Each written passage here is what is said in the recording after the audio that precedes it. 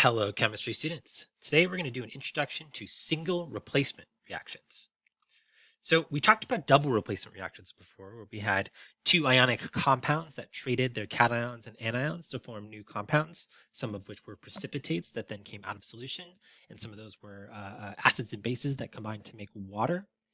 A single replacement reaction can happen in a similar but slightly different way. Um, for example, in this single replacement reaction below, we have a solid piece of metal that is trading places with a metal ion in solution. So we have iron solid reacting with copper nitrate to produce copper solid and iron nitrate. The reverse of that, copper solid reacting with iron nitrate, doesn't occur, and we'll talk about why that is in a moment. But much like a double replacement reaction, certain elements will trade places. And in this example above, solid iron traded places with the copper ions in solution. We had Fe neutral here, Fe neutral metal, reacting with copper 2 plus in this copper 2 nitrate solution. And then we could see that the copper got kicked out of solution, and now the iron replaced it in solution. And this type of reaction can only occur if the solid metal that we're reacting with the ionic solution is more reactive than the aqueous one. And we'll talk about what that means in a moment. Because this reactivity is based on how likely an element is to lose electrons and become a cation. And the way we'll know this is by way of something called an activity series, seen on the right-hand side of the slide here. This tells us how likely an element is to lose electrons and kick another element out of solution. And you can see hydrogen is on this list too. Even though hydrogen isn't a metal, it does tend to form +1 charges, so it can react like one. So let's look at those two examples before. We had the iron solid reacting with the copper 2 nitrate to make copper solid and iron 2 nitrate. And if we look at the list, if we look at the activity series, we can see that iron is higher in the activity series than copper. And since this axis here says decreasing activity or decreasing reactivity, that iron is therefore more reactive than copper. And just as a note, you won't need to memorize this table. It will be given to you on your reference sheets for future assignments. So what you need to do to determine if a reaction will occur is to see if the element that is in the solid form is higher on the list than the one that is in the aqueous form. And since copper is lower than iron, that is why we can conclude that no reaction will occur in this second example. All right, so now using this activity series, let's try to predict whether the following reactions will occur or not. So we're going to look at lithium reacting with aluminum sulfate and then silver reacting with potassium nitrate. So let's start with the lithium reacting with aluminum sulfate. If we look at the activity series, we can see that the lithium is higher on the series than the aluminum, meaning that lithium is more reactive. So that means a reaction will occur. The lithium will be able to kick the aluminum out of solution, and that'll look like this, where we have lithium sulfate being made and then aluminum solid being made. And you can see this isn't balanced, so let's balance it. We need 3 sulfates on the product side, so we'll add a 3 there. That means that we need 6 lithiums. We add a 6 there. And then lastly, there's 2 aluminums and aluminum sulfate, so it's going to be 2 aluminum metals on the product side. Now let's look at the silver reacting with potassium nitrate example. Potassium is all the way up here, and silver is all the way down here. So since potassium is more reactive than silver, we can conclude that no reaction will occur, and we don't need to show any further chemical equations. Now, the reason that all of this is happening is because a transfer of electrons. You'll note that we had solid metals, which had neutral charges, becoming ionic metals in solutions. And this process, in chemistry, we call either oxidation or reduction. When an element loses electrons, it is considered to be oxidized. And when an element gains electrons, it's considered to be reduced. And these two processes cannot exist without each other. They happen at the same time, and then they happen to each other. Because if something is losing electrons, those electrons need to go somewhere. And if something is gaining electrons, those electrons need to have come from somewhere. So the element that is losing the electrons provides the electrons that the element that is gaining them gets or receives. And these electrons always need to be balanced. That means that the number of electrons that are being lost by one element needs to equal the number of electrons being gained by the other. And this type of reaction overall is also called a redox reaction, which is a combination of the words oxidation and reduction. One other note or one other terminology we use for this, the element that is being oxidized, we also call the reducing agent. Since if it's being oxidized, it's losing electrons, it is the element that is providing the electrons to the element that is being reduced. So that's why we call it the reducing agent. And vice versa, if we have an element that is being reduced, it's gaining electrons, so it's taking electrons away from something else. So it is the one that is oxidizing, so we call it the oxidizing agent. And just to reiterate, both of these things happen at the same time. Oxidation happens because of reduction, and reduction happens because of oxidation.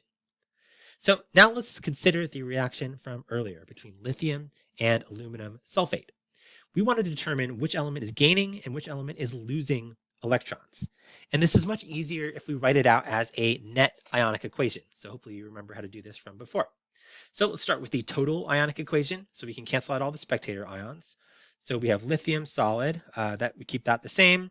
Aluminum sulfate, we split that up into its component ions. So we have 2 Al3 plus and then 3 SO4 2 minus.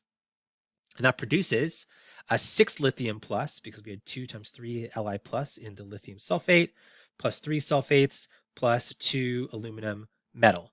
And you can see here that the sulfates are the spectator ions. So we cancel those out, and then we get the net ionic equation, which is going to be lithium solid plus 2 aluminum 3 plus, making 6 lithium plus 2 aluminum solid.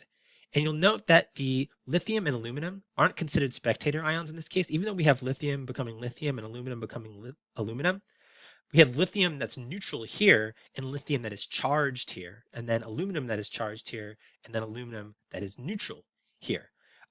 Even though the elements are staying the same and they aren't forming like new substances, they are changing their charges, which is important. So it's going from a neutral atom to a charged atom and vice versa for the aluminum. And we're not going to reduce this, even though we could divide each of these by 2, for an important reason, which I'll show you on the next slide. So since redox happens by way of these two simultaneous processes, oxidation and reduction, we can split it up into what are called redox half reactions.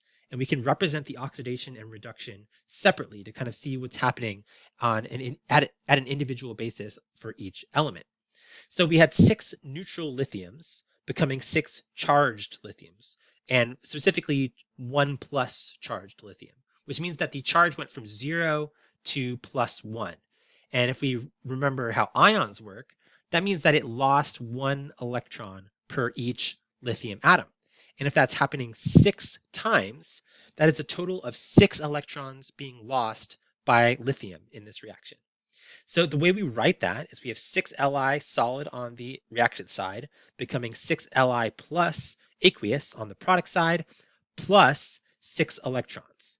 This is the way that we show that 6 electrons are being lost by way of a chemical equation.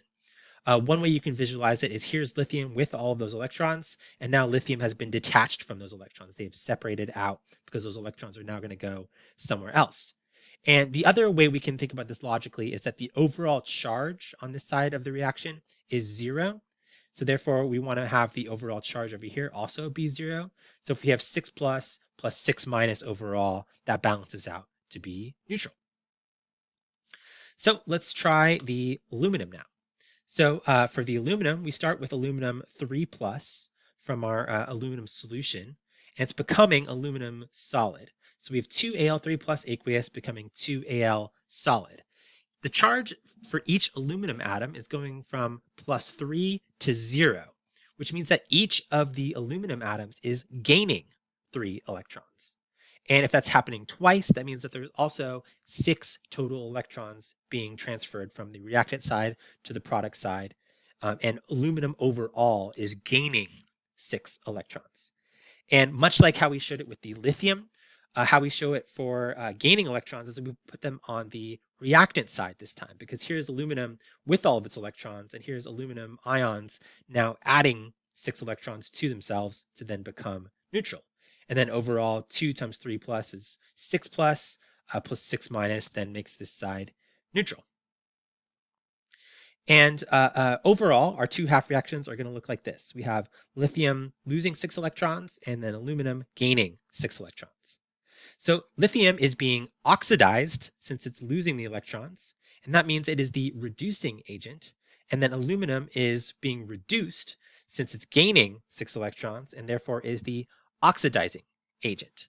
And we can see that these are balanced because we have 6 electrons being lost here, and then those 6 electrons are then being gained here. The number of electrons in both of your half reactions always need to be the same, or else your reaction isn't balanced. If you balance the chemical equation first, you're always going to have balanced electrons down here. But sometimes if you start writing the half reactions for an unbalanced chemical equation, you'll have to multiply the half reactions by a coefficient to make sure that their electrons are equal in both of them. All right. I do want to talk about halides as well. So single replacement reactions often happen between solid metals and metals in solutions, but we can also have single replacement reactions between diatomic halides like fluorine, chlorine, bromine, and iodine, and then ionic halide solutions. So things like sodium bromide or calcium chloride, because those also have halide ions in them. And much like the reactivity series for those metals, there's a reactivity sort of hierarchy for the halides as well. The smaller the halogen atom, the more reactive they are because they're more electronegative. They have more tendency to pull electrons into them. So let's think about these two reactions. We have iodine solid reacting with calcium chloride aqueous, and then fluorine gas reacting with sodium bromide aqueous. And just as a reminder, all of the elements of hydrogen, nitrogen, oxygen, fluorine, chlorine, bromine, and iodine, oops, that should be in there, all exist as diatomic molecules, meaning that if they're in their pure elemental state, they're going to be H2, N2, O2, F2, Cl2, Br2, and I2, respectively. And then also you might note, just for writing states of matter, that at room temperature, pure fluorine and chlorine are gases, pure bromine is a liquid, and pure iodine is a solid. Some periodic tables are color-coded to show this, but this isn't going to be something that you have to memorize. It's just something to keep in mind if you have that information available to you. So let's predict whether these are going to have a reaction or not. So here, the iodine would be replacing the chlorine in solution, but since iodine is a bigger halogen than chlorine is, it's not going to be more electronegative and it's not going to want to replace it in solution. So there's going to be no reaction between iodine solid and calcium chloride aqueous. However, fluorine, being the smallest of the halogens, is definitely going to have a reaction with sodium bromide, and it's going to replace it in solution to make sodium fluoride and then bromine liquid. Remember, it's liquid because bromine is liquid at room temperature. And our net ionic equation here, the sodium is going to be the spectator ion. So overall, what's happening here is that we have fluorine gas reacting with 2 bromide atoms, becoming 2 fluoride and 2 bromine liquid. And if we're to determine what's going on here in terms of the electrons, the fluorine is going from a neutral charge to a negative charge, which means it's gaining electrons.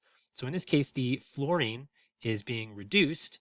And for the bromine, since it's starting negative and becoming neutral, it's going to lose electrons, and therefore the bromine is being oxidized. And that is all I have to say for today. So I'll see you in the next one.